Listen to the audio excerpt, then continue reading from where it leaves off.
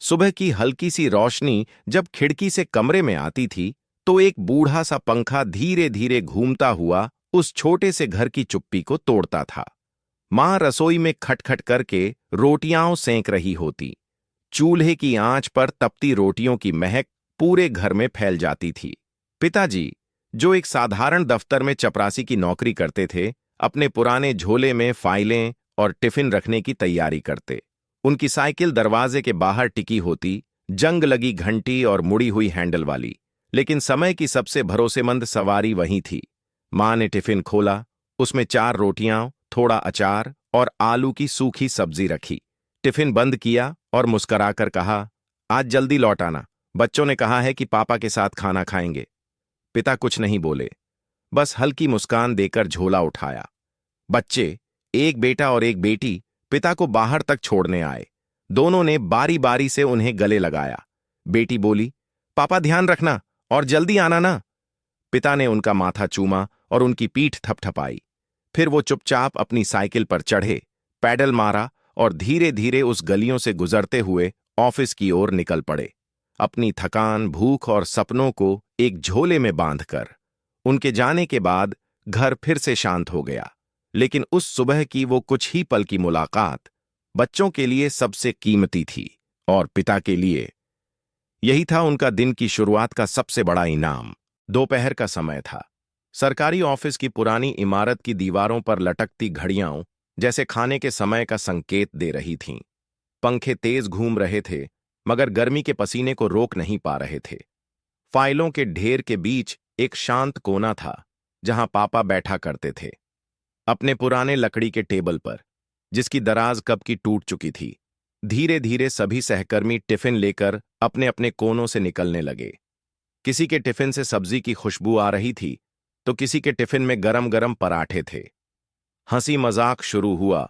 भाई, आज बीवी ने क्या भेजा? किसी ने चटनी निकाली, किसी ने अचार बांटा। पापा चुपचाप अपनी कुर्सी पर बैठे रहे।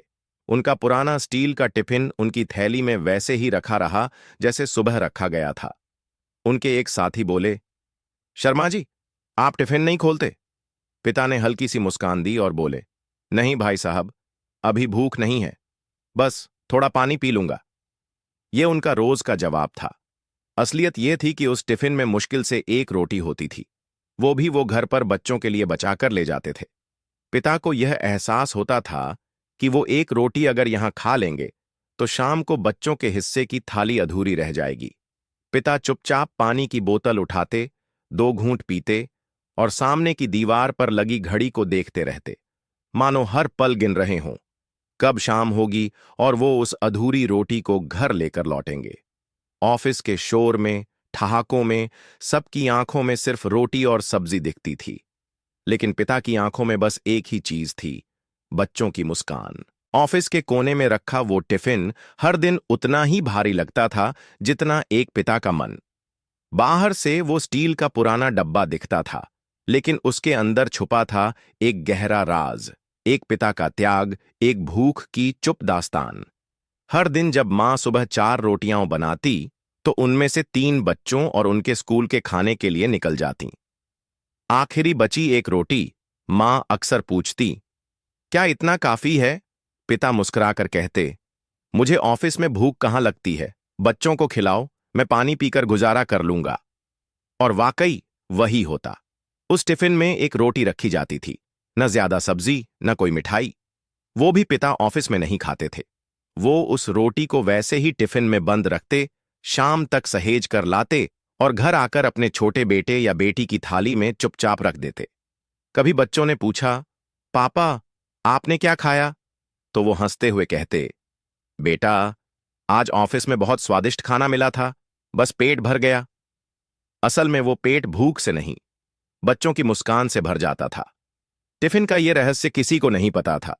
ऑफिस वाले सोचते, शर्मा जी बड़े कम खाने वाले हैं, लेकिन उन्हें क्या पता था कि शर्मा जी के लिए रोटी खाना नहीं, बच्चों की भूख मिटाना ज्यादा जरूरी था। हर शाम जब वो टिफिन खोलते और वो एक रोटी किसी नन्हे हाथ की थाली में जाती, तब उन्हें लगता, आज का दिन सफल हुआ। कभी कभी मां दूर से देखती और उसकी आंखें भर आतीं, लेकिन वो कुछ नहीं कहती। वो जानती थी, यह केवल एक रोटी नहीं, बल्कि पिता की हर रोज की चुपचाप बलिदान की गवाही थी।